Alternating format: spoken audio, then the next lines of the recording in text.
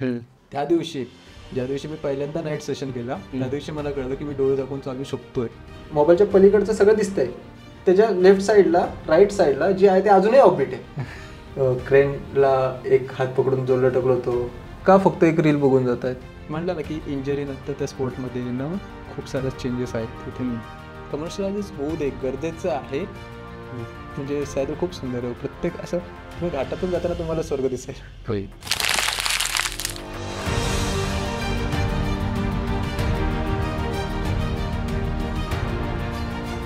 नमस्कार, तुमचं खूप खूप स्वागत पॉडकास्टच्या दुसऱ्या भागात.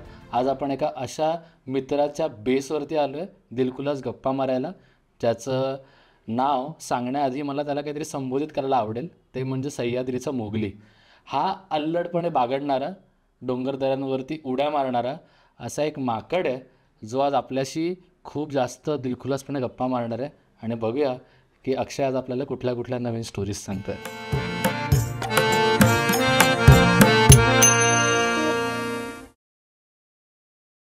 तर अक्षय, तुझं पॉडकास्टच्या दुसऱ्या भागात खूप खूप खूप खूप खूप स्वागत. खूप खूप धन्यवाद.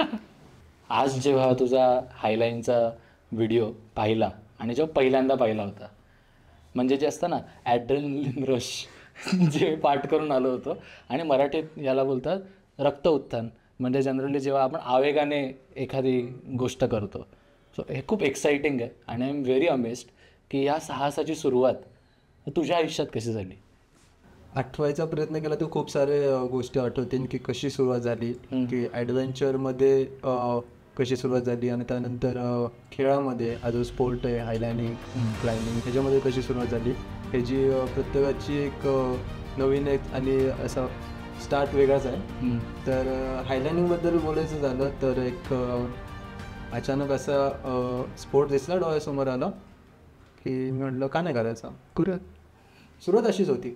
आणि आय थिंक ही जी पॅशन बिल्ड झाली ॲडव्हेंचरची, मला असं वाटतं की ॲडव्हेंचरच्या प्रोफेशनल लाईफमध्ये आणि पॅशनमध्ये एक थिन लाईन आहे. तर मग तुझ्या आयुष्यात तो क्षण केव्हा आला होता जेव्हा तू डिसाईड केलंस की okay, I am going to pursue adventure as a full time career. मला मे बी माहीत नसेल मी काय करेन, but this is something what I will love to do. तो क्षण कोणता होता. माझा तर तो एक क्रमच उलटा होता. आधी माझं प्रोफेशन वेगळं होतं, पॅशन प्रोफेशन माझं वेगळं होतं. जसं लहानपणापासून टेलिव्हिजन बघत आलो होतो ना आपण, आणि रिॲलिटी शो बघत असताना मला पण वाटलं कधीतरी टी व्हीवरती जावं. मी स्पोर्ट करणं एक वळण घेतलं, पार्कोर स्पोर्ट करणं, मार्शल करणं एक वळण घेतलं की मी मूवीजमध्ये स्टंट आर्टिस्ट म्हणून काम केलं. आवडलं किंवा शूटिंगमध्ये काम, म्हणजे इंडस्ट्रीमध्ये जवळून बघता आली इंडस्ट्री, कसे सेलिब्रिटी लोक वगैरे वावरत आहेत, हे ना ॲक्टर्स लोक वावरत आहेत. पाहिलं म्हणजे टेलिव्हिजनवर होतं ना ते खरंच तसं नव्हतं. ज्या गोष्टीसाठी मी तिथे गेलो होतो की ही खूप चमकदार दुनिया आहे, तिथे मी ॲज अ स्टंट आर्टिस्ट काम केलं. स्टंट डबल की म्हणजे मी दिसतोय स्टंट करताना, पण ती माझी ओळख नव्हती. पुन्हा ॲडव्हेंचरमध्ये सुरू केलं की म्हणजे प्रोफेशन माझं जे होतं ते मी सोडून पॅशन फॉलो करायला सुरू केली. पॅशन फॉलो करता करता पुन्हा शिकलो की इथे जे रोप्स वगैरे मी शिकतोय, नॉट्स वगैरे शिकतोय, ते पुन्हा माझ्या प्रोफेशनला कनेक्ट करतायत कुठे ना कुठे. त्या नॉलेजला मी ॲज अ प्रोफेशन म्हणून कुठेतरी सेल करू शकतो. हेच तर झालं, पॅशन आणि प्रोफेशन तुम्ही एक केलं. मध्ये तुम्ही जे आर्ट शिकले आहेत, जे कला तुम्ही आत्मसात केली, ती तुम्हाला कुठल्या ठिकाणी सेल करता आली पाहिजे की ती जिथे तिथे व्हॅल्यू आहे. प्रत्येक स्पोर्टला आणि प्रत्येक ॲथलीटला माझं हेच म्हणणं असेल की रस्ता सापडेल, आजूबाजूला बघत राहा. I think it is the new normal. आणि प्रत्येक फील्डमध्ये होतं आहे की ज्या पॅशन्स आहेत त्या खूप स्मार्टली आता प्रोफेशनमध्ये कन्वर्ट होत आहेत. आणि I think every one should follow this. Fine. तर जेव्हा मी ॲडव्हेंचरकडे बघतो ना एखाद्या प्रोफेशनल नजरेने, राईट, तुमच्यासाठी शनिवार रविवार हा एक बिझी दिवस होऊन जातो, राईट. आणि म्हणजे लिटरली असं असतं की सुट्ट्यांचा टाईम आला की you need to go out and guide people and do things which is related to सगळं. तर मग त्याच्यामध्ये वैयक्तिक जबाबदाऱ्या असतात किंवा फॅमिली रिस्पॉन्सिबिलिटी असतात. त्याच्यावरती like doesn't you bother about it, like how it is about you. एक ॲथलीट सोबतच एक व्यावसायिक बनणं किंवा अजून व्यावसायिक वर्ड पण खूप मोठं होईल, पण एक स्टार्टअप सुद्धा व्हॉट एव्हर हसल्स जे काय करतोय ते थोडंसं अवघड पडतं, कारण का दोन्ही शिकतोय मी की व्यवसायामध्ये पण जॉब असेल आणि हे जे मी स्पोर्ट खेळतोय दोन्हीमध्ये मी शिकतोय. तर शिकताना 2 दगडांमध्ये पाय ठेवणं थोडंसं कठीण जाते, पण तेच ना की हायलाइनिंग करतो, स्लॅकलाइनिंग करतो, मॅनेज करणं जमतंय, प्रयत्न करतोय, छान. ह्या सगळ्यामध्ये तुझ्या फॅमिलीचा सपोर्ट तुला किती आहे? कारण की म्हणजे मला असं वाटतं की हा खूप क्रिटिकल पार्ट आहे. बराच म्हणजे न देता खूप काही देणं, खूप सारे क्वेश्चन न करण्याच हा खूप मोठा सपोर्ट होता. आणि फक्त एक भीती होती, स्पोर्टमध्ये भीती होती की कारण ते आईला होती फक्त, आईचं मन असतं ना की जे काय करतोय आता ऑफकोर्स मी जेव्हा काही ॲडव्हेंचर करतोय, माझे मित्रांचे पेरेंट्स बघून हे क्वेश्चन करतात, याला भीती वाटते का नाही, घाबरतायत.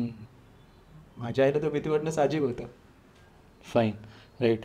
घरच्यांचा सपोर्ट फार इम्पॉर्टंट आहे, the way you are doing the things. म्हणजे हायलाईनकडे जर आपण पाहिलं तर माझ्या मते the risk you are taking, right, ही एका वेगळ्या लेवलची आहे. आणि आईकडून आलेली मुकसंमती ही तुझ्यासाठी खूप मोठी पॉवर असणार आहे तिथे त्या पॉझिटिव्ह एनर्जीने त्या हायलाईनवरती चालायला, राईट. ह्या सगळ्या म्हणजे दुर्ग भ्रमंतीमध्ये मला एक क्युरियस प्रश्न आहे की माणूस ट्रेकपेक्षा आपण म्हणूया की जंगलात हरवलं आहे, तर त्या अशा सिम्पल ट्रिक्स किंवा टेक्निक्स असू शकतात की जेणेकरून मॅप रिडिंग आणि नॅव्हिगेशन हे इझी होऊ शकतं.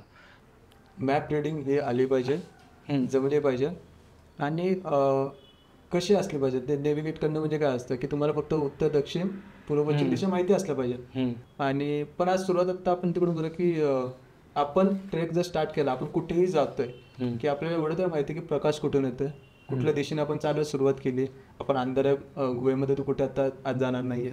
आपण जेव्हा जातोय एखाद्या ठिकाणी, त्याचा फक्त मॅप हा आपण एकदा तरी बघितला असला पाहिजे किंवा तो डाउनलोडेड असला पाहिजे. चला सगळं सोडूया, आपण जेव्हा घरी बसतो ना, एक सवय, जर मला असं वाटतं की जर कोणी ट्रॅव्हल करतंय, ट्रेकिंग करतंय, ॲडव्हेंचर करतंय, या सगळ्या गोष्टींमध्ये मॅप हे जे ॲप्लिकेशन आपण वापरतो, कोणी गुगलचं वापरत असं, मध्ये वापरत असं, हे एक आपल्यासाठी गॅजेट खेळणं असलं पाहिजे की सारखं खेळत असलं पाहिजे. मी सर्व मित्रांना सांगतो की सॅटेलाइट मोड ऑन करा, नेहमी रेग्युलर सॅटेलाइट मोडच ऑन ठेवा. की तुम्ही जेव्हा असं नको व्हायला की ताण लागल्याने विहीर खोदल्याने चेक केलं की तो सिटीमधले मॅप दाखवतोय. सॅटेलाइट जो व्ह्यू असतो त्याच्यामध्ये आपल्याला दिसतंय नदी कुठे चालली, डोंगर कुठे, चढ उतार कुठे, हे ना. ते खेळत बसायचं आपल्याला. कधी खेळायचं ते ट्रेकला गेल्यावर नाही, ते आपल्या घरीच. आता मी जसं की क्लाइम्बिंग करतो, हायलाइनिंग करतो, मी व्हॅलीज शोधत असतो, व्हॅलीमधलं डिस्टन्स किती आहे ते बघायला मी मॅपवरती येतो आणि मी तिकडून बाउन्स करतो, अरे इथं पॉइंट आहे का, चल तिकडं मग आंघोळ देतो, ट्रेकिंगला जाऊ. म्हणजे मी बाउन्स होतो की करायला काहीतरी एक जातो, पण मॅपमध्ये खूप काय दिसतं आपल्याला की आपण जिथे जातोय. आता खूप वेळा काल परवाचीच गोष्ट आहे, मित्रचा मेसेज येतोय, एक रील पाठवतो तो आणि म्हणतो अक्षय हा वॉटरफॉल कुठे आहे. आता मी म्हटलं याला कोणत्या भाषेत सांगू. म्हटलं मित्र तुला गंमतीचा भाग एक सांगतो, आपण या वॉटरफॉलला गेलोय, आपण जाऊन आलो, फक्तच की तो ड्रोन मधला फुटेज असल्यामुळे त्यांना जाणवलं नाही. कारण का कदाचित मित्राला हे पण बोललो, डोळ्यांनी बघत होतास का मोबाईलमध्ये बघत होतास. बघायचं म्हणजे फक्त समोरासमोर नाही बघायचं की एका पक्षाच्या नजरेने बघा, वरतून कसं दिसत असं नाही, कुठे हाईट कमी होते, कुठे पाणी खाली खोलवर चाललंय. तेव्हा तर कुठे मला तो व्हिडिओ बघितला पडला ना, अरे आपण तरी इथे गेलोय, आपण इथून हा ट्रॅव्हल्स मारलोय, आपण इथून खाली उतरलो होतो. मित्रासोबत ते एक मस्करीचा भाग असा झाला. पण यातून आपल्याला शिकायला भेटते की कुठे गेल्यानंतर ऑब्झर्वेशन तोच आपला मॅप. फाईन. सो एक थोडंसं परत मी स्लॅकलाईनवरती येईन, बिकॉज मला थोडीशी उत्सुकता आहे. स्टार्ट कसं झाला ते तर तू सांगितलंस, बट मला एक थोडी भीती वाटत होती मनात की स्लॅकलाईन करताना समजा म्हणजे असा कुठला ऋतू आहे जो तू फॉलो करतोस. करत होतो असं म्हणता येईल, पण जशी मी सुरुवात केली ना की तसं जी वेळ मला भेटेल प्रॅक्टिस करायला ती वेळ माझी. सेम पाऊस असू दे, हिवाळा असू दे, उन्हाळा असू दे, जास्तीत जास्त उन्हाळ्यामध्येच करणं टाळणार किंवा आधी आम्ही टाळायचो पाठ. पण हे सगळे माझे तर मी स्वतः तर बहाणे गेले की ऊन लागतंय, थंडी वाजते, पावसात पण थंडीच वाजते की ओलं झालं. पण असं काही पर्टिक्युलर ऋतू नाहीये. आम्ही जे सेटअप जो करतोय आपण तो रॉकमध्ये करतोय का आपण तो ट्रेनमध्ये करतोय कारण पावसामध्ये घसरड पण होऊ शकतं आणि पुन्हा माती पण मिसटू शकते, झाडाला आपण बांधू शकत नाही. तर सेम की या प्रत्येक गोष्टी विचारात घेऊन आपण प्रत्येक ऋतूमध्ये करू शकतो. असा पर्टिक्युलर ऋतू नाही की आपण त्या ऋतूमध्ये केलं पाहिजे, जास्त प्रॅक्टिस करू शकतो, कमी प्रॅक्टिस करू शकतो. ऋतूंव्यतिरिक्त जर रात्री करण्यामध्ये किती रिस्क आहे? बऱ्याचदा आता माझ्या स्टोरीमध्ये मला रात्री हायलँड वॉक करायला खूप आवडतं. मला मजा येते हे काय ना, कारण मी म्हटलं ना की भीती असणं नसणं हा प्रश्नच नाहीये. खोल जरी दिसते तर भीती तर असणार मला पण, जेव्हा मी उजेडामध्ये करतो आणि अंधारामध्ये ती भीती जाणार कारण का मला दिसतच नाही ना किती खोल आहे. हे सगळं डोक्याचा आणि बॉडीचा भाग आहे की ते कसं एकमेकांना विचलित करतात वगैरे. मला हायलँडवरती चालता येतं, मला वॉक करता येतं. सुरुवातीला आम्ही शिकलो होतो की एका पर्टिक्युलर पॉईंटकडे बघून बॅलन्स करायचं, चालायचं. थोड्या दिवसांनी अंधारात तर तो पॉईंटच दिसत नव्हता, मग पुढे जे काही दिसेल ते. मग जेव्हा मी हेडटॉर्च लावून चालायचा प्रयत्न केला तर ते आणखी मुवमेंटमुळे असं शेक वाटलं, मी डोळे झाकले. त्या दिवशी ज्या दिवशी मी पहिल्यांदा नाईट सेशन केला त्या दिवशी मला कळलं की मी डोळे झाकून चालू शकतोय. त्यानंतर हायलँडवरती म्हणजे या अंधारात करायला किती सेफ वाटतं ना, उलट मला ते मजेदार वाटतं आता. कारण तिथून एक आणखी गोष्टी सुरू झाली की मी डोळे झाकून चालायची प्रॅक्टिस सुरू केली.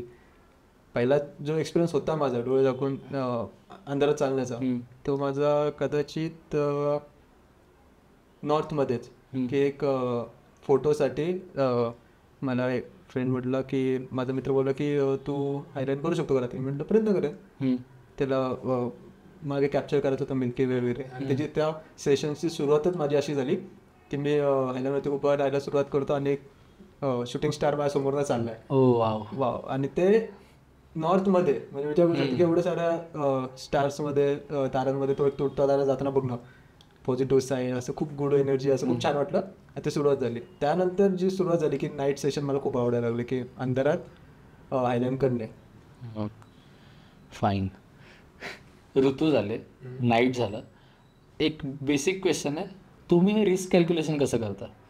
म्हणजे माझं इमॅजिनेशन आहे की तो एक असा पॉईंट असणार आहे हायलाईन करताना की everyone from the team is very silent, someone step up आणि स्टार्ट्स द हायलाईन.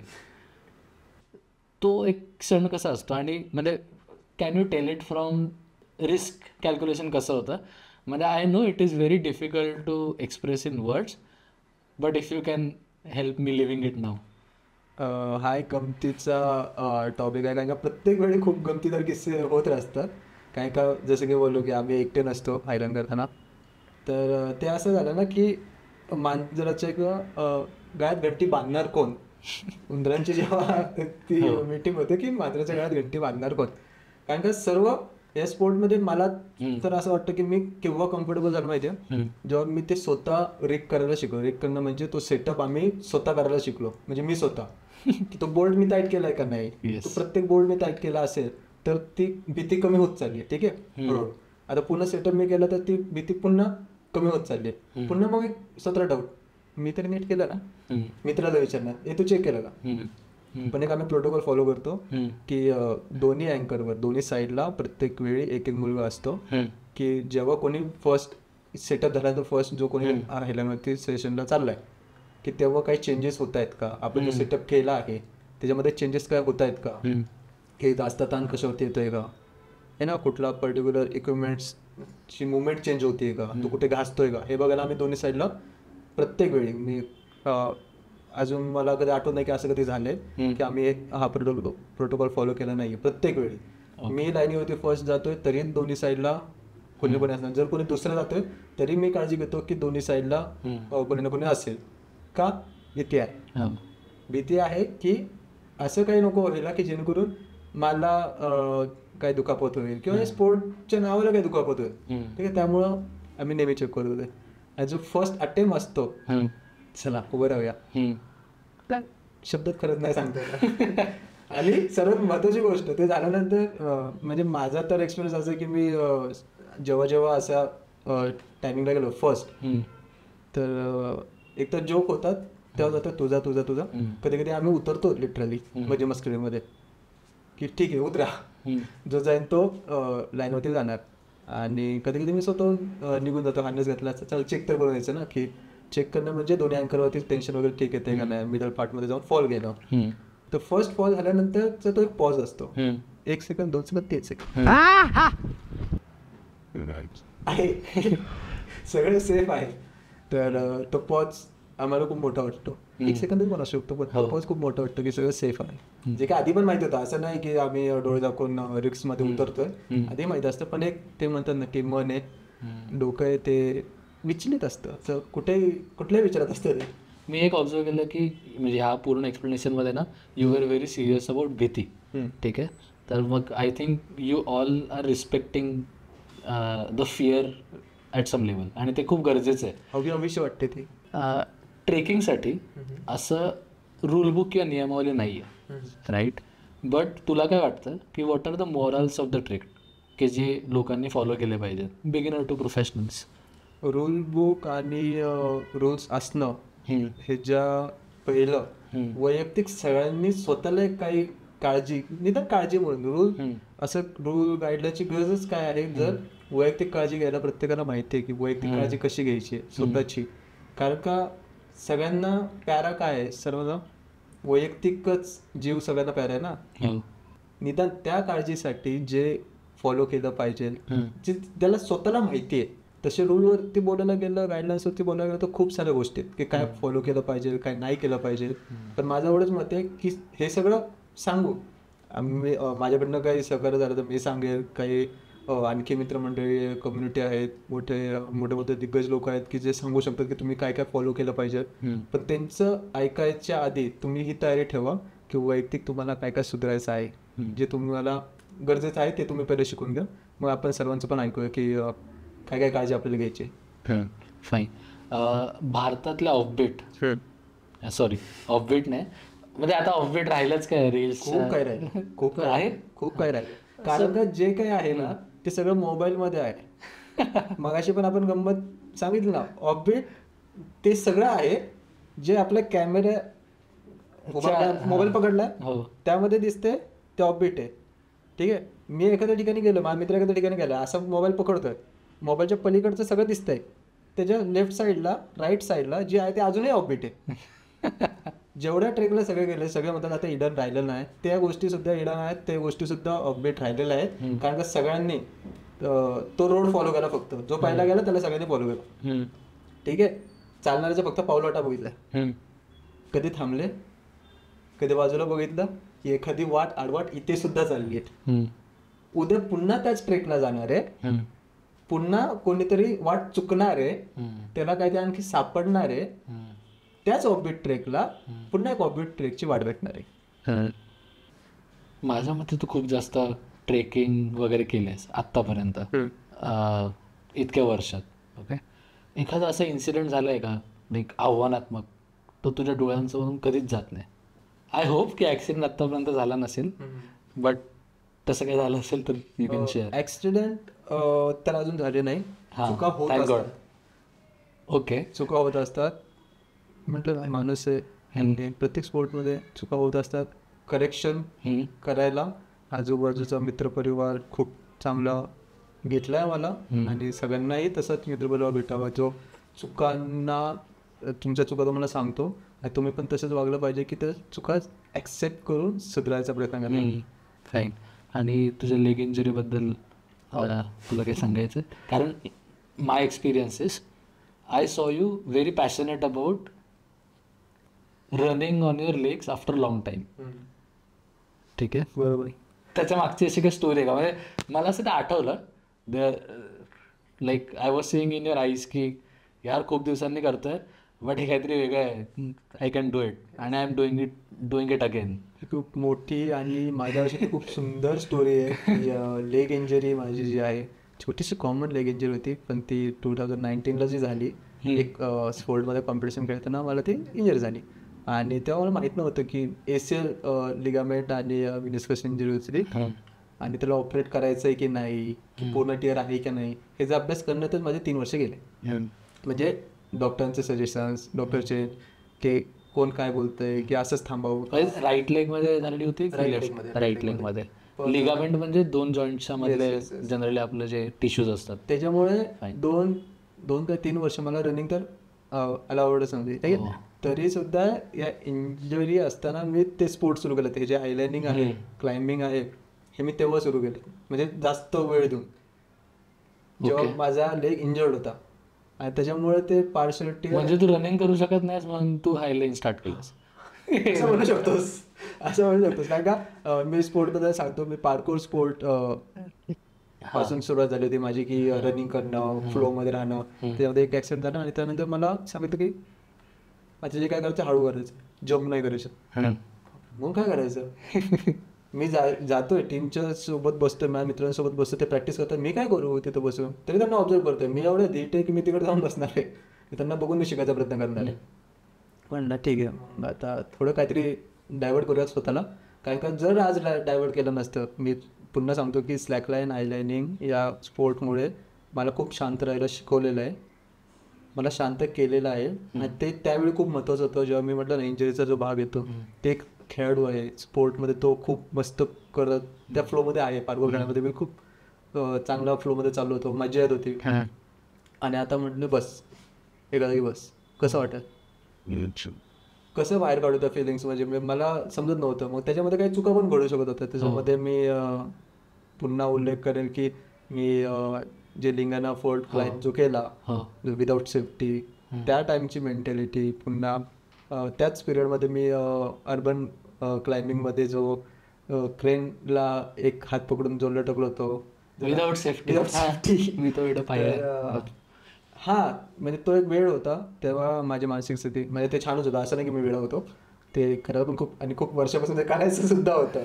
पण ती वेळ तेव्हाच आली की जेव्हा मला इंजरी झाली आणि मी तेव्हा अशा गोष्टी करायला सुरुवात केली. स्पोर्टमध्ये थोडंसं ॲडव्हेंचर, एक्स्ट्रीम लेवलला करायचा प्रयत्न केला मी. काय काय हे मी पाहिलं की फॉरेन कंट्रीमध्ये पण हे अर्बन क्लाइम्बिंगला छान करतात काही यातली, है ना. तेव्हा करायची इच्छा होती, आता तुम्ही सांगणार नाही. पण अर्बन क्लाइम्बिंग मग तेव्हा मी खूप जास्त करायची इच्छा, बिल्डिंगवरती जा, पाय सोडून बस. पण जेव्हा हा स्पोर्ट आलं जीवनात, तर मला याने काम डाऊन केलं. मेडिटेशन आपोआप झालं तिथूनच. म्हणजे या इंजरीमुळेच असं म्हणता येईल की त्यानंतर मी थोडंसं डायव्हर्ट झालो, काम डाऊन झालो. जे काय होतं आयुष्यामध्ये खूप चांगल्यासाठी होतं असं मी मानतो. शांत झालो. मग पुन्हा ह्याच्यामध्ये पण आपण फरक बघूया. एक स्पोर्ट आणि एक वेळेचं अक्षय बिफोर सर्जरी, ठीक आहे. तर 23मध्ये मी सर्जरी केली पाहिजे, ओके, छोटीशी, ती गरजेची होती थोडीशी, जायचं खेळायचं. तर त्याच्या आधी जो अक्षय होता की या ॲडव्हेंचर स्पोर्टमध्ये यायच्या आधी, तो रूफटॉप म्हणजे बिल्डिंगच्या वरती जाऊन बसायचा, विदाऊट अँकर, विदाऊट सेफ्टी बसायचा.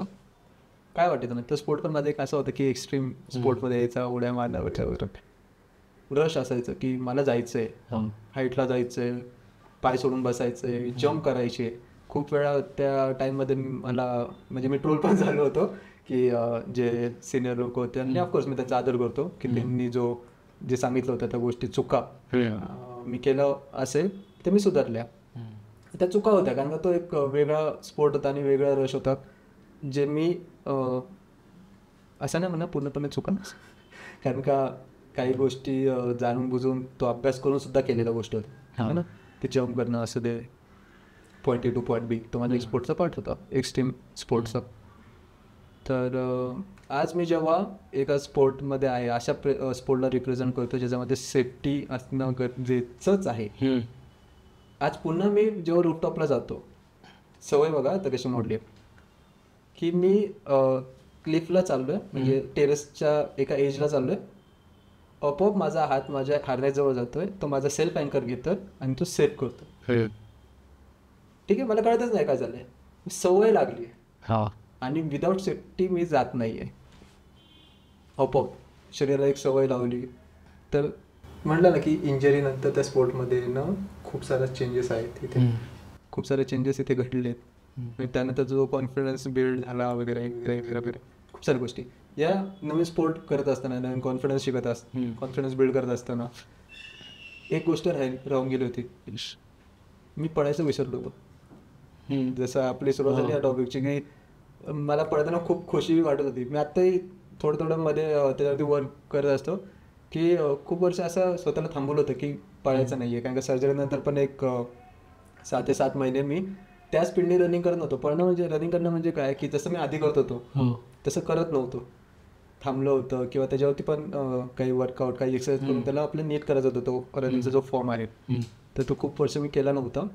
त्या दिवशी जो इन्सिडेंट झाला, आपण काही मोबाईल शोधायला गेलो होतो, तो पळताना स्वतःला मी ऑब्झर्व केलं, हो मी भाग राहू. खूप छान वाटलं ते. सो ट्रॅव्हलिंग ही एक अशी गोष्ट आहे जी आपल्याला एक्स्ट्रोवर्ट बनवतं. ओके, तर तुझ्यासाठी how travelling has turned out, म्हणजे तू आधीपासून असा एक्स्ट्रोवर्ट होतास जसं आज आपण एकदम बिलकुलच गप्पा मारतो की इट वॉज समथिंग एल्स? मग ह्याच्यामध्ये मी आणखी एक म्हणजे ट्रॅव्हलिंग सोबतच सोशल मीडियाचा पण रोल ह्याच्यामध्ये सेम आहे. कसं सांगतो, कारण ओके, म्हणजे तू इंट्रोवर्ट होतास आणि ट्रॅव्हलिंग आणि social media made you extrovert. हो, ओके, हां. असं होतं की खरंच म्हणजे बोलायचं कसं, मित्र असो मैत्रिणी असो, कॉलेजपर्यंत मी असं होतं की एखाद्या मैत्रिणीसोबत बोलू कसं, ठीक आहे, एखाद्या मित्राला सांगू कसं की यार आपण चल ना तिथे जाऊया, हे करूया, असं प्लॅन करूया. खूप शांत स्वभाव. आणि मग ट्रेकिंग करायला सुरुवात केली. मग ट्रेकिंग करता करता त्या 2-3 मित्रांमधनं मी थोडंसं बाहेर सोशल मीडियात बघायला लागलो की हो काही ग्रुप्स सोबत पण जाता येतं. एकटा असलं म्हणून काय झालं तर मी एकटा पण जायला सुरुवात केली की मित्रांना भेटायला सुरुवात केली, नवीन नवीन लोकांसोबत झाली, एवढं बोलायला सुरुवात केली, माझ्याबद्दल जाणून घ्यायला प्रयत्न केला मित्रांनी, मी पण माझ्याबद्दल सांगितलं, त्यांच्याबद्दल जाणून घेतलं, मैत्री झाली. ठीक आहे, हळूहळू हे वाढत गेलं. मग ह्याच्यामध्ये रोल आला सोशल मीडिया. आणि तोपर्यंत मी अक्षय सरोदे, मी स्वतःला आतापर्यंत कसं समजत होतं मी की मला फक्त मला जे करायचं ते करायचं आहे. ठीक आहे, मी माझा आर्ट माझा स्पोर्ट कधी आपण कुठल्या प्लॅटफॉर्मवर ठेवला नव्हता, कारण तो एक वेळ असा होता, टेलिव्हिजन एक प्लॅटफॉर्म होता फक्त. आपला आर्ट आपला स्पोर्ट जर जगासमोर दाखवायचं आहे तर मला वाटतं की टेलिव्हिजन एक असा जरिया होता. तो तर नाही आहे, पण सोशल मीडिया जो आहे तो तेव्हाच आय थिंक ग्रो होत होता. इंस्टाग्राम असेल, फेसबुक असेल. तर माझा स्पोर्ट जे मी करतोय, जे मी पार्कोर सुरू केलं, जे मी मार्शल आर्ट पूर्वीपासून करत आलो, जे मी क्लाइम्बिंग सुरू केलं, ह्याच्यामुळे लोक जोडत गेले मला लोक, मित्र ज्यांना शिकायचे किंवा मला ज्यांच्याकडनं शिकायचंय, एकमेकांना कनेक्ट होत गेलो, गप्पा मारायला सुरुवात झाली. ठीक आहे, इतकी सुरुवात झाली, इतकी सवय झाली की आता आपण फ्री तुम्हाला 100 लोकांसमोर बसून गप्पा मारायला म्हणजे मोकळा आहे ना. तुम्हाला सांग कुठल्या स्पोर्टबद्दल कुठला टॉपिक द्यायचा, मी गप्पा मारेल. ठीक आहे, I think travelling how travelling changes युचं परफेक्ट एक्झाम्पल असतो. म्हणजे जर जुना अक्षय आणि आत्ताच अक्षय बघितलं तर बोलायला शिकवलं, बोलणं गरजेचं आहे. आणि ती एक गोष्ट आहे ना, म्हणतात ना, ही सेलिंगबद्दल आहे की म्हणजे बोलणाऱ्याचं माती पण विकली जाते, न बोलणाऱ्याचं सोनंही विकलं जात नाही. तर मला स्वतःला ते अनुभवलं आहे की जर मला लोकांपर्यंत पोचायचं असेल, माझा स्पोर्ट माझा आर्ट मला फक्त दाखवायचं जरी असेल तर मला बोललं पाहिजे, मला सांगितलं पाहिजे अरे मी हे करतोय. तर त्यांच्याशी जी बॉन्डिंग आहे की आता आम्ही नॉर्थला जातो, आम्ही साऊथला जातो, तिथे एखाद्या घरामध्ये ना एखादी आजी असते, एखादे अंकल असतात, त्यांच्याशी सुद्धा बॉन्डिंग जी झाली ती ट्रेकिंग आणि ट्रॅव्हलिंगमुळे झाली. फाईन. आता तर बोलता नॉर्थ बोललास, मला लक्षात आलं. मी तुला फार वेळा पाहिलं आहे की यू गो फॉर द सुरू फेस्ट. आय थिंक मी सेकंड इयर तुझं हे बघतोय इन द सुरू fest. You go with I think the people are also same. ठीक आहे, आणि सुरू फेस्टमध्ये मी जे ऑब्झर्व केलं आहे की तुम्ही ते रुमाल फिरवण्यापासून एखाद्या वाकड्या तिकड्या दगडावरती चढण्यापर्यंत सगळं करता. सुरू फेस्ट जे ह्याचं नक्की what is the juice of it? हा खूप माझ्या जीवनातला खूप आवडता फेस्टिवल म्हणू शकतो. ओके, सुरू फेस्ट. कारण तिथं खूप सारे मित्र भेटतात. आताच आपण नोव्हेंबरनं बोलतो, खूप सारे मित्र, आणि तिथं ॲथलीट भेटतात सगळे एकमेकांना डिफरंट स्पोर्टमध्ये. म्हणजे आपण तो बोललो की रुमाल, त्याला आपण डापोस्टा म्हणतो, तो एक आर्टिस्ट झाला. काय म्हणतात? डापोस्टा. ओके, की ते एक आर्ट झालं. असे अजून काही आर्ट्स आहेत जसे फायर आर्ट असतील, मग ते फायर आर्ट. येस, हां, ते पण पाहिजे.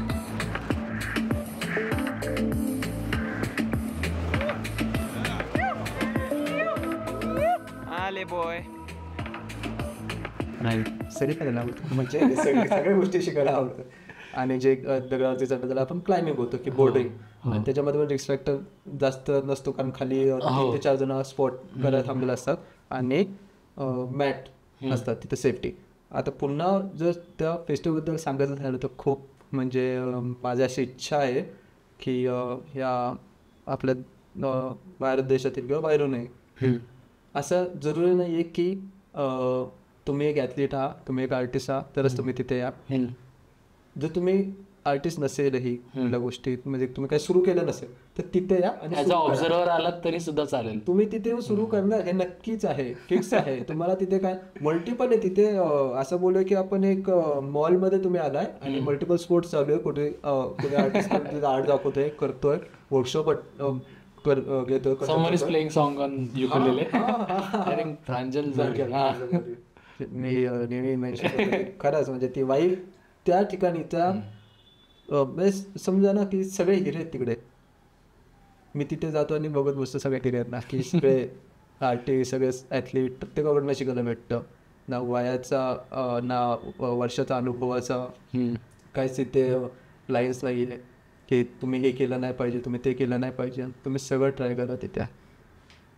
Fine. Climbing, sliding, highlining, poster, multiple. आता एवढं हाय फिलिंग ना मला एक क्वेश्चन विचारायचं आहे. ठीक आहे, काय झालं असतं जर तुझ्या आयुष्यात ट्रॅव्हलिंगच नसतं? जगलो असतो सेम काहीतरी कुठेतरी जॉब केला असता, एखादा बिझनेस असता. बिझनेस तर तुझे आहेत. हां असतं म्हणजे अजून पण स्ट्रगलिंगमध्ये. तर काहीतरी झालं असतं. पण मला स्वतःबद्दल एक गोष्ट आवडली की मी हॅपी राहिलो असतो. येस. म्हणजे असं नाही म्हणतं ना की ट्रॅव्हलिंगमुळे नसतं तर चांगलं नसतं झालं, छान वाटलं नसतं. व्हॉट आय फील इज कुठली गोष्ट करताना you are trying to do it 100% from your side. तर मे बी ते कारण जर मी आता जर बोललो ना की ट्रॅव्हलिंगच करा त्यांनी तुम्ही खुश राहता, ते नाही केलं तर मग त्या एक वर्गाला असं निगेटिव्ह नाही सांगणार की मी जे करत नाहीयेत, ज्याचं ट्रॅव्हलिंग झालं ना त्यांना जमत नसेल, त्यांना आवडही नसेल, मग ते त्यांना फिलिंग नाही का, ते हॅप्पी नाहीत का? नाही, ते सुद्धा हॅप्पी आहे. फक्त तुम्हाला खुश कुठे राहायचंय, हॅप्पी असे मला वाटतं. राईट. जरुरी नाही की सेम सगळ्यांना. नाही, बरोबर आहे. Because you are also book reader. So book reading is also one of the thing which gives you happiness. So travelling आणि बुक मे बी या रिडिंग आणि दोन्ही गोष्टी एका सेम लेवलला असतात. एक्झॅक्टली. मग आता आपण मगाशी बोलत होतो ना काही चुकीची गोष्ट पण करताना, काही म्हणजे काही ट्रेकिंग ट्रॅव्हलिंग करताना काही चुकी घडत आहेत, मग तरी सुद्धा ते हॅप्पी आहेत ना, किंवा ते चुकीचं करतात तरी आपण म्हणतो. मग असं पूर्ण वर्ग आपण वेगळा नको करतो की जे ट्रॅव्हलिंग करतात ते खुश आहेत. काम करणारा सुद्धा म्हणजे एखादा जॉब असेल असला असा. काय क्वेश्चन होता तो की काय केलं असतं? हा म्हणजे तू कधी विचार केलायस का? हा, खूप वेळा केला. आणि आताही करतो. कदाचित केला पाहिजे होता. आत्ताही करतो. काय का जर मला आत्ता लास्ट 1 वर्षामध्ये बघितलं असेल किंवा ऑब्झर्व केलं असेल किंवा सोशल मीडिया लाईफमध्ये मला ऑब्झर्व केलं असेल तर मी फक्त ॲडव्हेंचर म्हणजे ॲक्टिव्हिटी करताना मला दिसलो असेल. आणि ह्याच्यापूर्वी जो अक्षय होता ना तो ट्रेक करणं, पाण्याच्या ठिकाणी जाणं, नवीन नवीन ठिकाणी जाणं हे मला आवडायचं. आता ॲडव्हेंचर करायला आवडतं. मी दरवर्षी चेंज पुढच्या वर्षी काहीतरी वेगळं असेल, नाही जाणं कुठेतरी जॉबवर बसलेलं असेल, कुठेतरी 9 to 5 जॉब करत असेल, पण त्यातून वेळ काढत असेल आणि ॲडव्हेंचर करायला जात असेल. काय प्रोफेशनल फील्डमध्ये ॲडव्हेंचरला बघतो तर मला असं वाटतं की या सगळ्या कमिटमेंट्समध्ये do you miss doing some adventure for yourself? म्हणजे पर्सनली तू काही गोष्टी मिस करतोस का? बऱ्याच वेळेस असं होतं की अरे यार हा सर्टन सीझन आला आहे, मी हे केलं पाहिजे बट मला इथे पण गेलं पाहिजे. ह्याच्यामध्ये एक वयाचं बंधन म्हणजे जास्त फरक नाही पडत, पण वयाचं बंधन असेल, सीझन असेल की एखादी पर्टिक्युलर ॲक्टिव्हिटी मला मॉन्सूनमध्येच करायची आहे, एखादा प्लॅन असेल. ॲज अ ॲथलीट मला एखादा प्रोजेक्ट, जसं मी म्हणतो की मला जे करायचं तर मी प्रोजेक्ट बोलतात की ते पावसाळ्यातच करायचं आणि मला पूर्ण कॉन्सन्ट्रेट करायचं 1 महिना त्याच्यावरती. पण सेम माझं पॅशन आणि प्रोफेशनचा रस्ता थोडासा आता म्हणजे सेम जरी नसला पूर्ण, कारण का पूर्ण ॲडव्हेंचर मी प्रोफेशनमध्ये घेतलं नाही. ॲडव्हेंचर माझा डिफरंट पार्ट आहे, ट्रेकिंग वेगळा पार्ट आहे, ठीक आहे, आणि बिझनेस रन करणं वगैरे, ज्याच्यामध्ये मी शिकतोय अजून की कसं केलं पाहिजे, कसं मी प्रोफेशनली पण हे रन करू शकतो किंवा काहीतरी वे शोधू शकतो. तर याच्यामध्ये जेव्हा मला करायचं असतं की पावसात काहीतरी गोष्टी करायच्या आहेत, ॲडव्हेंचर करायचं आहे, सेम सीझन इथं जेव्हा ट्रेकिंग क्षेत्रामध्ये सुरू होतो, मॉन्सूनमध्ये असेल किंवा क्लाइम्बिंग जे आपण सॅटर्डे संडे बनवू शकतो मित्रांना तेव्हा वेळ आहे, जसं आपली सुरुवात झाली त्याच टॉपिकवर नक्की. तोच एक टाइम आहे जिथे मला ॲडव्हेंचर पण करायचं, पॅशनला पण फॉलो करायचं आणि प्रोफेशन पण नीट सांभाळायचं. काय काय एक छोटं छोटं ब्रेक खूप फरक पडतो त्याने, प्रोफेशनमध्ये पण आणि पॅशनमध्ये सुद्धा. तर चॅलेंजिंग होतं गेल्या 2 ते 3 वर्षामध्ये. आत्ताही आहे चॅलेंजेस आहेत, त्याला मी करतो, वर्कआउट करतो. मित्र पण खूप चांगले भेटलेत मला, फॅमिली पण खूप सपोर्ट करते आणि चांगलं चालू आहे, फ्लो तर चांगला चालू आहे. बऱ्याच वेळेस ना असं कानावर येतं की वाईट doing trek someone has experience both आणि काहीतरी. तू बरेच ट्रेक्स केलेस, not only for days, weeks वगैरे, असं तू बाहेर राहिलेस. असं कुठला अनुभव आलाय? अनुभव असा त्याचा प्रत्यक्ष अनुभव असं बोलताना ना की तो भूताचा किंवा हॉरर एक्सपिरियन्स होता अनुभव, पण बऱ्याचदा हा एक भीती, एक स्वतःच्या भीतीमुळे जो औरा आपण क्रिएट केलाय तो, आणि हा थोडंफार पॉझिटिव्ह निगेटिव्ह एनर्जीला मानतो. कारण तेच लहान असताना आईने नजर काढणे ते जसं की आहे, त्यामुळे थोडासा विश्वास पण आहे. विश्वासासोबत थोडासा अंधविश्वासही असू शकतो बोलत्या. तर पण असा सहसा काही अनुभव आलेला नाही. जेवढं वाटतं की अनुभव तेवढाच आहे की कधीतरी एखाद्या ठिकाणी मला जाऊशी वाटतच नाही, की मला पॉझिटिव्ह नाही वाटत की तिथं मी नाही गेलं पाहिजे, की तिथं कोणीतरी थांबवतंय तुला, तर मी तिथे जाणं टाळतो. मला असं वाटतं की मला इथं तिथे गेल्यानंतर जाणवतं की कोणीतरी थांबवतं. हा, एखाद्या ठिकाणी की असं गेल्यानंतर वाटतं की इथं मला कोणीतरी बोलवतंय. म्हणजे असं कंपल्सरी नेहमी होत नाही, पण जेव्हा असं वाटतं की इथं मला कोणीतरी बोलवतंय, मी तिथून कल्टी मारतो की मला तिथे थांबायचं नाही. सिम्पली तू तो डोक्यातून विचार तो विचारच काढून टाकतो. मला डोक्यात विचार आला, मला ते करायचंच नाही. किंवा जिथं पॉझिटिव्ह वाटतं की एखादं देवदर्शन असेल, एखाद्या आपल्याला केदारनाथ टेम्पलला जायचं असेल, कसे तो औरा कसा असतो, पॉझिटिव्ह असतो, प्रसन्न असतं की मला जायचं आहे, मला मंदिरासमोर बसायचं आहे. आणि एखाद्या ठिकाणी निगेटिव्ह वाटलं तर मी तिथून बॅकस्टेप घेतो. कारण का एवढं मानतो मी की असेल काहीतरी, मला माहिती नाही, पण आई बोलली आहे, नजर काढत असेल तर नजर लागू पण शकते. याच म्हणजे टॉपिकशी रिलेटेड, बट तुझी आणि माझी अशी एक भूताची स्टोरी आहे जी तुला नाही माहिती. त्या स्टोरीत आपण दोघंही आहे. हां, म्हणजे तू तसा कॅरेक्टर नाही आहेस, बट यू वर देअर. ठीक आहे. आणि काही पार्टपर्यंत आपण होतो आणि त्यानंतर आम्ही लोक होतो. सेम देवकुंड, आपण ट्रेक केला त्या दिवशी, 2 फोन हरवले. ते 2 फोन शोधायला आपण गेलो आणि आपल्याला फोन मिळत नाहीत, आपण परत येतो. राईट, लोकेशन असतात आपल्याकडे एका फोनचे. दुसरा जो फोन होता ज्याचं लोकेशन आपल्याकडे नव्हतं, त्या आमच्या ग्रुपमधल्या मित्राला ना, त्याला आठवलं की माझं ॲपल ID लॉग इन आहे, पण एका बँगलोरच्या मित्राच्या फोनमध्ये आहे. ट्रेक झाल्यानंतर 7 दिवसांनी त्याला आठवलं, ते लोकेशन काढल्यावरती ते लोकेशन होतं, आपण गेलो होतो देवकोंडला. बरोबर. आणि ते लोकेशन होतं खराडीच्या IT पार्कमध्ये. ओके. WTC मध्ये. भरपूर पाऊस पडत होता. आम्ही त्या लोकेशनपर्यंत जाताना ना, ते लोकेशन थोडंसं शिफ्ट झालं होतं. खराडीच्या IT पार्कमधून खराडीच्या IT पार्कच्या जवळ एक नदी जाते. त्या नदीच्या आणि रस्त्यापासून थोडं लांब एक असा ग्राउंड एरिया होता, तिथे ते पॉईंट आउट झालेलं होतं. 10:30ला आम्ही पोचलो त्या लोकेशनला. तिथून बघतोय तर असं खाली काहीतरी मोकळं पटांगण आहे, एक 2-3 माळ्याचं बिल्डिंगचं स्ट्रक्चर आहे, विच फील्स एम्प्टी. आणि आम्ही म्हटलं की खाली जाऊया. तुम्हाला लोकेशन तिथं शो करते. हां, कारण त्या बिल्डिंगपासून एक कदाचित 200 मीटर पुढे फोनचं लोकेशन होतं. मी त्या मित्रांना म्हटलं की आपण एक काम करूया, लोकल पोलीस स्टेशनला जाऊया आणि तिथून कोणाला तरी सोबत घेऊन येऊया, सो विल गेट हेल्प. कारण मला ही जागा काय थोडंसं ऑड वाटतंय. आम्ही त्या याच्यातून चालत गेलो. पूर्ण चिखल होतं, जे वरून पटांगण दिसत होतं पूर्ण चिखलाचा भाग होता. पाऊस जोरात होता, थंडी वाढलेली होती.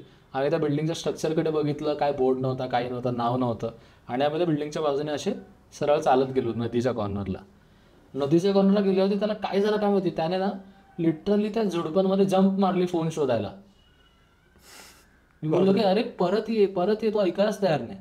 आणि तेवढ्यात मी ना ते शिफ्ट होत होता, माझा पाय एका गोष्टीवरती पडला. ह्याच्या मी खाली बघितलं तेव्हा माझ्या पायाखाली एक कवर होती.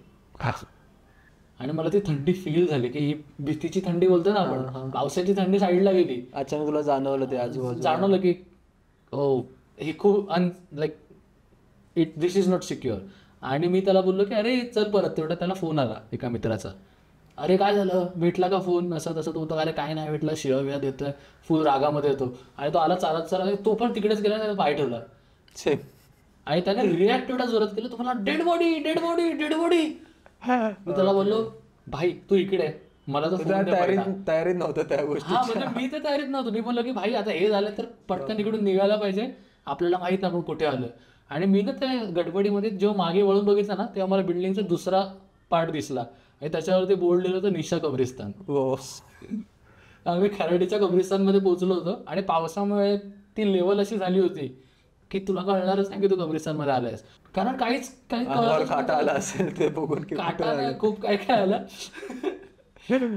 बट स्टील काय झालं मी त्या दिवशी ती बॅग पॅक केली आणि 7 दिवस घरी गेलो मुंबईला आणि मग पुण्यात आलो. But this was the scariest experience. या स्टोरीमध्ये मी जोपर्यंत मोबाईल शोधत होतो तोपर्यंत मी होतो. तर ठीक आहे, मी पण तिचा पार्ट होतो. पण ठीक आहे, मग आता तरी माझ्याकडे काही आहे स्टोरी सांगायला की असे एक्सपिरियन्स होऊ शकतात. आणि तेच जे सुरुवातीला मी म्हटलं की जे वाटतं जे नाही केलं पाहिजे, निगेटिव्ह एनर्जी इज देअर. काही गोष्टी असतात ज्या जसं की तू बोलत होता की नाही जायचं होतं तुला, मित्र जायचंच बोला, हो इग्नोर. म्हणजे तुम्ही कुठल्या गोष्टीला काही गोष्टी घडतात ना, यू गेट दॅट फील की this is not right, you don't do it. नाहीतर त्याचे कॉन्सिक्वेन्स असे होतात असे होऊ शकतात की तुम्ही घाबरू शकता फार जास्त. आणि it makes a lot of impact. हा विषय बदलायला आपण थोडंसं लाईट वेटवर जाऊया. वेगळा खूप खूप स्टोरी ना तर कोकण, त्याच्यामध्ये कोकणातल्या भूतांच्या तर खूपच स्टोरीज आहेत. भारतामध्ये ठीक आहे ॲडव्हेंचर करण्यासाठी खूप जास्त इंटरनॅशनल ट्रॅव्हलर्स किंवा फॉरेनर्स येतात. ठीक आहे, त्यांच्यासोबत तुझं बॉन्डिंग आतापर्यंत कसं झालंय आणि how do you see them?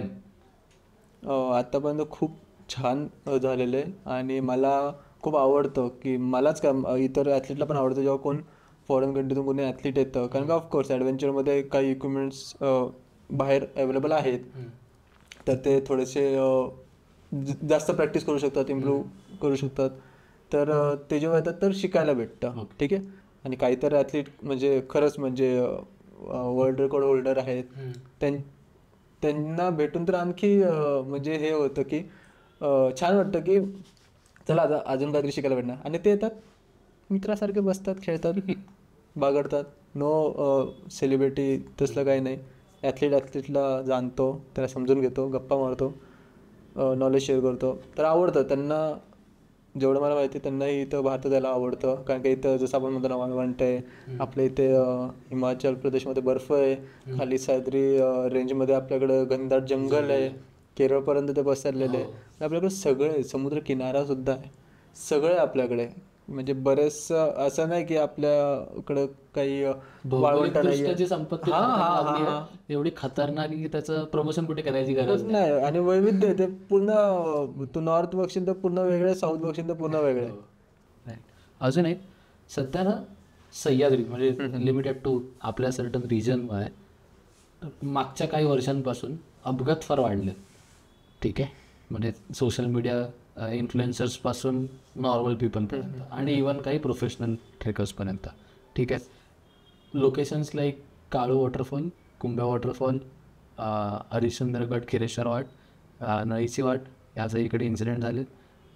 Plus valley पावसाच्या वेळेस यावर्षी जास्त झाले. हो, I think how do you see at this incidents? What is wrong going on? म्हणजे काय बदल आपण केला पाहिजे की थोडंफार तरी कंट्रोल होऊ शकतो? बदलामध्ये जसं मगाशी सुद्धा आपण बोललो की वैयक्तिक जो नजर आहे ती बदलणं खूप गरजेचं आहे. की स्वतःची काळजी स्वतः घेणे. की जर एखाद्या ठिकाणी तर जे लास्ट आपण बोललो प्लस व्हॅली, यावर्षी जास्त इन्सिडेंट झाले की गेले बरेच वर्ष मी प्लस व्हॅलीमध्ये जात आलो आहे. मी स्वतः पावसामध्ये तिथे जात नाही. हे सगळ्यांनी ऐकायला पाहिजे खरं तर. जिथे पाऊस पडतोय, जिथे पाऊस पडणार आहे की आता, कारण मी तिथे बऱ्याचदा जातामुळे मला थोडं तरी नॉलेज असेल ना की तिथे फ्लो किती पटीने वाढू शकतो. जायचंच कशाला आहे? आणि आज माझ्याकडे इक्विपमेंट्स आहेत, माझ्याकडे सेफ्टी इक्विपमेंट्स आहेत, रोप आहे, पण मला माहिती आहे ना निसर्ग कसा आहे. अचानक पाण्याची पातळी तिथे काय वाढते, मी एखादी ओढा क्रॉस केला, रिव्हर क्रॉस केला आणि रिटर्न येताना पाऊस वाढला तर कसं अचानक पाणी तिथे वाढू शकतं, हे जी मला कल्पना आहे. मग ती कल्पना कोणी का करत नाही, का फक्त एक रील बघून जात आहेत, का फक्त एखादा स्टोरी बघून जात आहेत, की काल कदाचित कोणीतरी गेलं तिथे, तर ठीक आहे कालचा वेदर ठीक होता, आज सकाळपासून माहिती आहे ना पाऊस वाढला आहे, आपण निघालो आहे, आपलं प्लॅन झालं सगळं ठीक आहे, बिस्किटचा पुडा आणून ठेवला आणि तो जाऊन तिकडेच खायचा आहे का. थोडीशी सत्सविवेक बुद्धी वापरली तर हा माझ्यामध्ये हे म्हणजे सगळं avoid होऊ शकतं. सगळं अवॉइड होईल. म्हणजे जरुरी नाही ह्याच्यासाठी गाईडलाईन्स रूल्सची गरज नाही. रोज पावसाचं प्रमाण बदलते, असं नाही की पावसात पूर्णपणे बंद ठेवायचं आहे, नाही. जसं की आपण बोललो की हे पावसाळ्यात वेगळं सुंदर दिसते हो. बघण्यासाठी, तो काळ कसला असला पाहिजे, की थोडासा भौगोलिक अभ्यास असला पाहिजे, वातावरणावरती बघा, ढगाळ वातावरण कशाला जायचंय, ठीक आहे, आज पूर्ण क्लिअर आहे, हो. जाऊ शकतो, अंदाज घ्या, आपल्याकडं मोबाईल आहे, गॅजेट आहे, त्याच्यामध्ये आपण अंदाज घेऊ शकतो की आज जायचं आहे की नाही जायचं आहे. मी बोललो ना की मी प्लसवालीमध्ये भर पावसाळ्यामध्ये जात नाही. ही गोष्ट वेगळी की मला काही ॲडव्हेंचर ॲक्टिव्हिटीसाठी पावसामध्ये जायची इच्छा आहे, अजूनही इच्छा आहे हा, आणि त्या इच्छेसाठी मी तिथं अजूनही अभ्यास करतोय, अजूनही मी तिथे जाऊन सेफ्टी प्रिकॉशन्स घेतोय. पाऊस सुरू व्हायच्या आधी 15 दिवस आधी जाऊन अभ्यास करतोय की पावसामध्ये हा दगड हलू शकतो, हे होऊ शकतं माझ्या ॲक्टिव्हिटीसाठी. पण जे बाकी ट्रेकर्स जातात फिरायला, ती पण एक ॲक्टिव्हिटी आहे आणि ती त्यांच्यासाठी जास्त ॲडव्हेंचरस ॲक्टिव्हिटी, त्यांच्याकडे सेफ्टी प्रिकॉशन्स काहीच नाही आहे. राईट. तर सगळ्या ठिकाणी तेच की स्वतःची बुद्धी वापरा आणि असे घातक ॲडव्हेंचर करू नका ज्यांनी पूर्ण सह्याद्रीचं ह्या टुरिझम फील्डचं नाव खराब होईल. आणि काय होणार मग पावसाळ्यामध्ये त्यांना जाता येणार नाही. म्हणजे ते जे रूप त्यांना बघितलं पाहिजे त्यांनी, खरंच माझी इच्छा सर्वांनी बघावं, सर्वांनी जावं कचरा न करता, त्यांनी जाऊन बघावं, फक्त स्वतःची काळजी घ्यायची बस. ऑन द सेम लाईन्स, ठीक आहे, आत्ता सध्या म्हणजे आपल्या महाराष्ट्रातले जे फेमस गड आहेत, ठीक आहे, तिथे ना पावसाळ्याच्या सीझनमध्ये वीकेंड्सला भयानक गर्दी असते, ठीक आहे. म्हणजे मी व्हिडिओज पाहिलेत हरिहर गडाचे, 80 to 85% रॉककट स्टेअर्सचा जो पॅच आहे ना, तिथे जेव्हा गर्दी होते ना, इट लुक्स सो स्केरी की जर इथे जरा पण एकाचा दुसऱ्याला धक्का लागला, पावसाळ्याची वेळ, निसरड्या पायऱ्या आहेत, ह्याच्यासाठी काय काळजी घेतली पाहिजे, म्हणजे लाईक, आणि कोणी घेतली पाहिजे? आता स्वतः घेतली पाहिजे, that is the main part. But I think ह्याच्यामध्ये मी एक पार्ट ॲड करेन, देवकुंड ऑर्गनायझेशन. म्हणजे देवकुंडच्या ठिकाणचं ऑर्गनायझेशन हे मला फार आवडतं पर्सनली, बिकॉज आय फील येणारा कुठलाही ट्रेकर्सचा ग्रुप असू दे, ती कुठलीही कंपनी संस्था असू दे, ठीक आहे, it is coming under one umbrella. तिथे सिक्युरिटी ही एकाच ग्रुपकडून सांभाळली जाते, जिथे सगळे ग्रुप्स त्यांचं ऐकतात. आणि आय थिंक ही पार्श्वभूमी कदाचित सगळ्या जागांवरती जर महाराष्ट्रात आली तर बदल होईल. तुझं ह्याच्यावरती काय मत आहे? नक्कीच. जे आता आपण बोललो ना की वैयक्तिक नंतर जेव्हा एखाद्या कम्युनिटीवर लोकल्स जी की ज्यांनी गावकऱ्यांची काळजी, जसं त्या पुढे पण तू बोललं की देवकुंडची, ऑफकोर्स की मी खूप आदर करतो. पाटणूस विलेज असेल किंवा बेरा डॅमची जी मुलं आहेत, पूर्ण यंग क्राऊड आहे आणि त्यातच काही माझे मित्रपरिवार सुद्धा आहे की जे आम्ही एकत्र काम करतो आणि त्यांचं जे ऑर्गनायझेशनने केलं आहे, ठीक आहे, की सेफ्टी प्रिकॉशनसाठी, कचऱ्यासाठी सुद्धा, की त्यांनी जे काळजी घेतली पाहिजे, गर्दीचं नियोजन. म्हणजे मला अजून पण आठवतं, ठीक आहे, की का देवकुंडसारख्या एखाद्या ट्रेकवरती एखादा स्वयंसेवक जो फक्त त्या म्हणजे गावकरी आहे, तिकडे वॉकी टॉकी घेऊन उभा आहे पाण्याच्या फ्लो मध्ये आणि फक्त येणाऱ्या नवीन लोकांना मार्ग दाखवायला की तिथून पाणी कमी आहे. हा, आणि तो स्वतः जास्त पाण्यात उभा आहे, बट तो कमी पाण्यातून सगळ्यांना दोरीचा आधार देऊन पाठवत आहे. I think it is so beautiful. आणि हे मला नाही वाटत की दुसऱ्या कुठल्या म्हणजे स्टेटमध्ये होत असेल. माझ्या मते महाराष्ट्रात जर फक्त देवकुंडमध्ये असेल तर कदाचित असेल, सगळीकडे पसरलं पाहिजे. आणि असेल काही ठिकाणी प्रयत्नात पण असेल, काहींना तसं सहकार्य लाभलं नसेल, ठीक आहे, ऑर्गनायझर्सकडनं किंवा काही पर्टिक्युलर गव्हर्नमेंट एजन्सीकडनं, संस्थांकडनं ते काहींना लाभलं असेल सहकार्य, काहींना लाभलं नसेल किंवा काहींची करण्याची इच्छा असेल बाकीच्या ठिकाणी. आता आपण एका ठिकाणचं बघितलं म्हणून आपण बोललो, बाकी ठिकाणी झालं पाहिजे. जिथं नाही झालंय तिथे सुद्धा आपली इच्छा, जसं तो म्हटलं ना की हरिहर, ठीक आहे, आता तिकडं ग्राउंड लेवलला काय समिती असेल की आता आपण जर बोललो की वैयक्तिकदृष्ट्या की आपल्याला माहिती तिथे गर्दी होते तर मी नाही गेलं पाहिजे विकेंडला, आणि तरीसुद्धा जात आहेत काही ग्रुप ऑर्गनायझर्स जे आहेत त्यांना एका साखळीत तुम्हाला बांधता येतं आहे का, कनेक्ट करता येतं आहे का, जर शासकीय नाही तर काही लोकलची काही समिती आहे का, तिथं तुम्ही काही एक सिंगल विंडो बनवू शकता का, की कारण देवकुंड आणि बाकीचे काही ट्रेक्स आहेत जिथे लिमिट थोडं जास्त आहे, ट्रेकर्स ये जा करू शकतात, वदळ होऊ शकते, पण काही जसे हरिहरचं खूप किचकट ट्रेलची जागा हा हरिहर असेल, परत कलावंतीन दुर्ग आहे, परत गोरखगड असेल, की एका वेळी एकच व्यक्ती जाऊ शकतो, एकतर येणार नाही तर जाणार.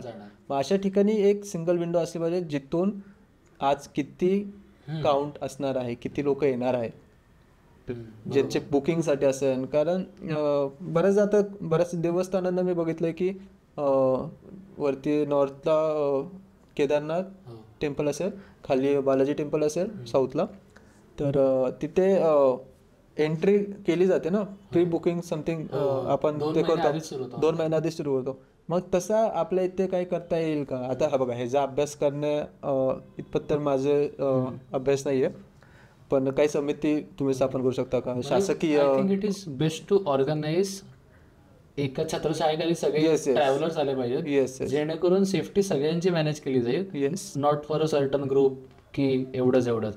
म्हणजे असं होऊ शकतं की एकाच वेळेस सकाळी 7 वाजता सगळे वर चालले, 10 वाजता सर्टन बॅच खाली येते, अगेन 11 वाजता कोणीतरी वर चाललंय, काइंड ऑफ रोपवे. तेच महत्वाचं म्हणजे काउंट माहिती असेल ना की आज एवढे लोक येणार आहेत, तर ते ऑर्गनाईज करायला सुद्धा सोपं. किंवा आजचा सर्वात जास्त तेच आहे ना की कुठल्या टाइमला वर जाणे, मग असे जसं आपण बोललो पाऊस, वातावरण, टाइम चेंज होऊ शकतात, ठीक आहे, काउंटच कंट्रोल करणं हा सर्वात उत्तम पर्याय मला वाटतं सध्या तरी.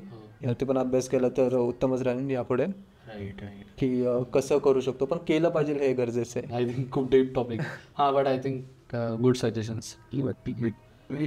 कमर्शियलायझेशन, ठीक आहे, म्हणजे माझं असं काही पर्सनल ओपिनियन नाही त्याच्यावर, बट जे व्यावसायिक रूप येत आहे सध्या गडकिल्ल्यांना, इवन काही ट्रेक्सच्या प्लेसेसला, वॉटरफॉल्सला, तर ते कितपत योग्य आहे? फिरणं आणि एखादं निसर्गाचं सौंदर्य बघणं प्रत्येकाचा हक्क आहे, त्याच्यामध्ये ही सर्व्हिस प्रोव्हाइड करतात. कमर्शियलायझेशन ही सर्व्हिस प्रोव्हाइड होते, ठीक आहे, फक्त जे सर्व्हिस प्रोव्हाइड करतायत त्यांनी काही प्रोटोकॉल्स पालन करणं हे त्यांचं कर्तव्य आहे. मला आवडत नाही की मी कधी कोणाला मिनरल वॉटर मी माझ्या पॅकेजमध्ये देईल, की मी कोणाला म्हणेन की मिनरल वॉटर फ्री, मी देणारच नाही.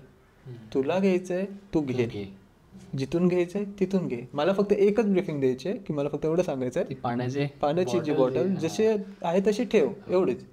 हे मला सांगायची गरजच नाही पडली पाहिजे. कमर्शियलायझेशन होऊ दे, गरजेचं आहे, रोजगार प्राप्त होतोय आणि खरंच ते सौंदर्य सेफली दाखवता येईल. जर कमर्शियलायझेशन झालं ना तर सगळे वैयक्तिक जाणार, जाऊ दे, तेही सेफ असू शकतं, पण काही चुका पण होऊ शकतात. त्याच्यावरती लक्ष ठेवण्यासाठी, ते न घडण्यासाठी काहीतरी चेन असणं गरजेची, आणि मग ती चेन आपण जी बिल्ड करतोय त्यांचं पण काहीतरी रोजगाराचं साधन असलं पाहिजे, जेणेकरून लोकल्स असतील, मग पुन्हा बिग स्केलवरती सिटीमधनं ऑपरेट करणारे असतील, रोजगार भेटणं गरजेचं आहे. ह्याच्यामुळे काय होणार आहे की सेफ ट्रेकिंग, ॲडव्हेंचर, टुरिझम हे सेफ राहणार आहे. कमर्शियलायझेशन होऊ दे, फक्त ते सुंदर वेणी होऊ दे. एक कर्तव्य सगळ्यांनी लक्षात असू दे, सगळ्यांच्या प्रत्येकाच्या वैयक्तिक, की आपले कर्तव्य पण आहे की हे सगळं सुंदर ठेवणे आणि सर्वांची काळजी घेणे. ॲडव्हेंचरमध्ये करिअर करायला कुठला कोर्स नाही आहे, ठीक आहे. कोर्स म्हणजे असं डिरेक्ट असं नाही आहे की यू हॅव अ पाथ, हां हे केलं आणि यू आर डन, राईट. तर तुझ्या मते what are the ways to do or build a career in adventure? असं बोलू नाही शकणार की आपण कोर्स नाही आहेत. पॅशन फॉलो करायला कोर्स आहेत. क्लाइम्बिंग इंडस्ट्री आहे, मग त्याच्यामध्ये गव्हर्नमेंटचे सुद्धा इन्स्टिट्यूट आहेत, ते कोर्स असतात. माउंटेनिंगचे आहे कोर्स आहेत.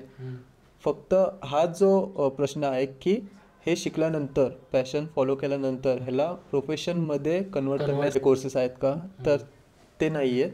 ते आपल्याला शोधावे लागतात सध्या तरी, स्वतःसाठी बिल्ड करायला लागतं. बिल्ड करावं लागते की आपण कसं करू शकतो, आपली कॅपॅसिटी काय आहे, की आणि आपलं कितपत करायचं आहे, की आपलं फुल टाईम प्रोफेशन हेच करायचं आहे की काही वेळ शोधायचा आहे. तर बरेच जे मी मित्रांना भेटतो तर त्यांना दोन्ही करायचं, की आपल्याला एक जॉब पण सर्टन चालू आहे, एक बिझनेस पण चालू आहे, आणि जो ट्रेकिंग ॲडव्हेंचरसाठी जो पैसा आहे तो फक्त निघावा म्हणून एखादा साईड बाय साईड एथिक्स फक्त सगळ्यांनी सेमच फॉलो करायची, ही गोष्ट वेगळी.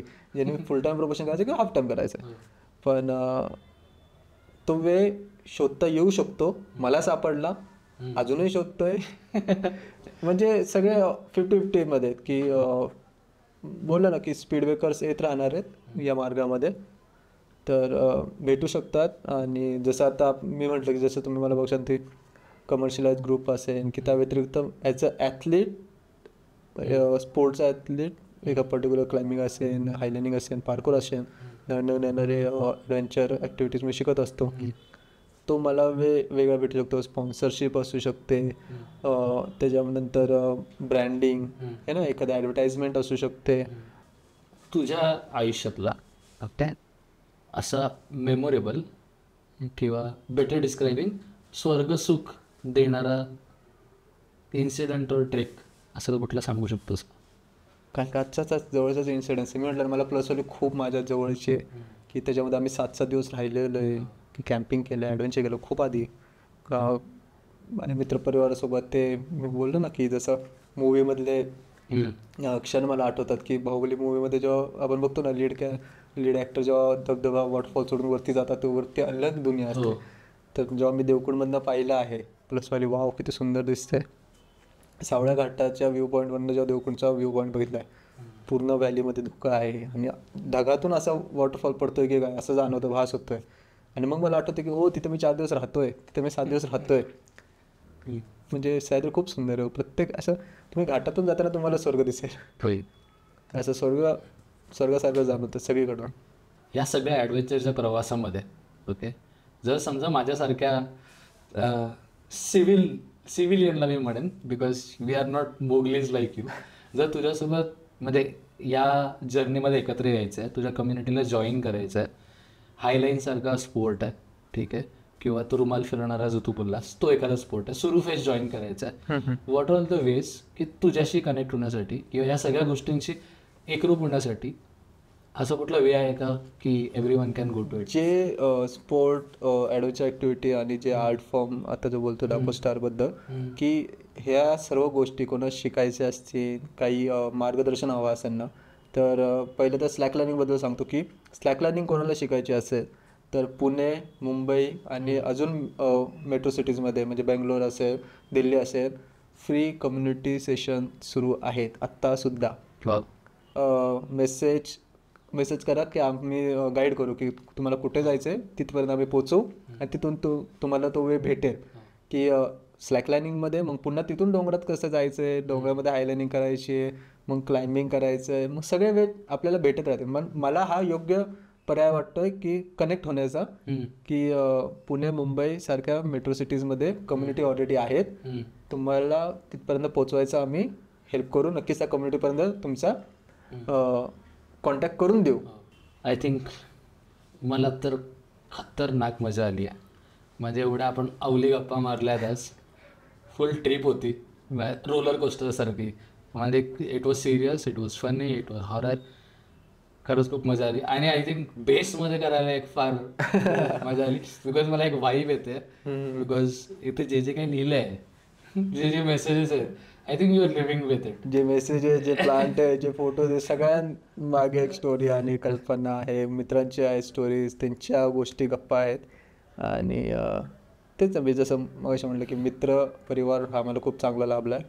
त्यांच्या आठवणी, त्यांच्या सोबतीमुळे मी आज ॲडव्हेंचरमध्ये असेल, या फील्डमध्ये पॅशन प्रोफेशनला एकत्र जोडून आहे. तर हा तो सपोर्ट खूप महत्त्वाचा होता मला. Thank you so much. पॉडकास्टला खूप जास्त वेळ दिला आणि आम्हाला इथे शूट करायला परवानगी दिल्याबद्दल थँक्स टू यू. तुमच्या या चॅनल मार्फत मी माझ्या मित्रांपर्यंत पोहोचू शकतोय की माझ्या खूप सारे क्वेश्चन्स मला सोशल मीडियावरती येत असतात की कसं काय तू कसं मॅनेज करतो फायनान्स वगैरे वगैरे, असेच येत राहतील. आणि नक्कीच पॉडकास्टला म्हणजे फॉलो करून ठेवूया की जेणेकरून असे ज्यांना त्यांच्या मित्रापर्यंत पोहोचायचं असतं, काही क्वेश्चनचे आन्सर हवे असतात, ते तुमच्या चॅनलमार्फत त्यांना उत्तरं भेटत राहतील. नक्कीच. Thank you for the promotion. तू आजपासून पॉडकास्टकरी झाल्यास. आमच्याकडे आलेला प्रत्येक गेस्ट हा पॉडकास्टकरी होत असतो. पॉडकास्टकरी. हां येस. थँक्यू सो मच वेळ दिल्याबद्दल.